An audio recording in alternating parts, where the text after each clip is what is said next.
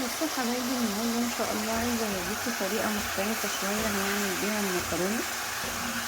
هو هنا انا كنت عامله لحمه روستي، وده الصوص اللي هو بيفضل ايه من اللحمه كده. الصوص ده بيبقى طعمه حلو قوي، بيبقى واخد كل الطعم بتاع اللحمه الروستي، وواخد كمان كل الغذاء بتاع اللحمه الروستي. فانا جبت الصوص ده ورحت حاطه عليه طماطم زي ما انتم شايفين كده، قطعت عليه طماطم كتير. طبعا اللحمه الروسته انا كنت وصفتها قبل كده، بس هديكوا هنت بسيطه كده. مفيش اكتر من ان بحط اللحمه وعليها ملح وفلفل وبهارات لحمه، معلقه واحده بس جوز الطيب. طيب، وبعدين بعد ما اللحمه بتستوي وبتخلص خالص بيفضل منها صوص. انا بقى خدت الصوص ده بتاع اللحمه الروستي، وممكن تبقى صوص برضو فاضل عندك، مثلا كنت عامله لحمه كباب حله او حاجه.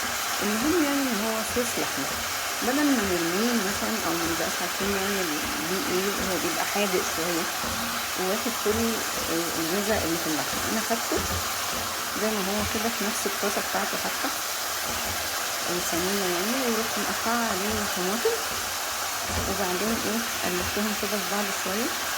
بس بصراحة هنا انا حطيت معلقة زيت يعني عشان المكرونة ما تتعجنش في بعضها. فبعد ما الطماطم كده ايه يعني تتظبط كده في الصوص وخلاص تبقى يعني شبه اتحمرت في الصوص، هزود مية ولما المية تغلي هحط فيها المكرونة. هوريكوا دلوقتي. بفكركوا تاني حبايبي، احنا عملنا ايه. احنا خدنا صوص لحمة كنا عاملينها من قبل كده.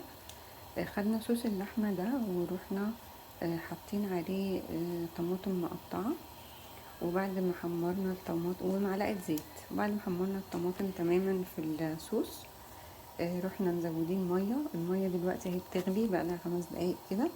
هبدأ بقى اسقط فيها ايه المكرونة. هحط مكرونة سباكيتي وهوريكم الشكل لما تخلص. وطبعا لما احط المكرونة هسيب الصينية مكشوفة، مش هغطيها طبعا. هوريكم دلوقتي. هنا سقطت المكرونه السباكيتي يا حبايبي في الميه اللي بتغلي، وهسيبها تغلي 8 دقايق بتوعها واوريها. بصوا حبايبي، ده كده شكل المكرونه خلاص خلصت. هي بقالها 8 دقايق بتغلي في الميه اللي بتغلي. طيب، وطبعا لازم ايه نقلبها كده مره او مرتين عشان ما تبقاش ماسكه في بعضها.